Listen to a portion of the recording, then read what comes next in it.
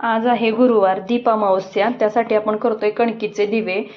त्यासाठी काय केले, गव्हाचं पीठ, थोडासा ह्याच्यामध्ये रवा घातलाय, मीठ घातले आणि गुळाचं पाणी म्हणजे गुळ मिक्स करून घेतलेल्या पाण्याने ही कणिक अशी घट्टसर मळून घेतले. आता ही 5 ते 10 मिनिटं अशीच झाकून ठेवूयात. आपली कणिक इथं छान भिजली. आता तुम्ही 5, 7, 11, 21 असे कितीही दिवे करू शकता. असं गोल करून त्याला पुढं असं करून घ्यायचं. या पद्धतीने आपण सगळे दिवे बनवून घेऊयात.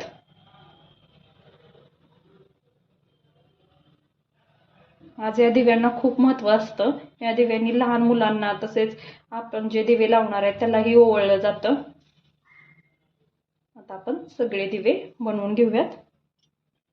इथं आपले सगळे दिवे बनवून झालेले आहेत. आता एका चाळणीला मी तेल लावून घेतले. आता ह्याच्यात सगळे दिवे ठेवून आपण एक 10 ते 15 मिनिटं ह्याला वाफवून घेऊयात. मी इथं 7 दिवे बनवून घेतलेत. छान असे आले. आता तुम्ही बघू शकता. वाफ देऊया. झाकण काढून बघूयात.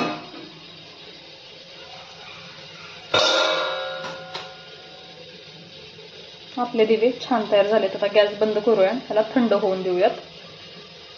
आपले कणकीचे दिवे तयार. पहिल्यांदा देवाला दिव्यांना यांनी ओवाळून घेऊयात.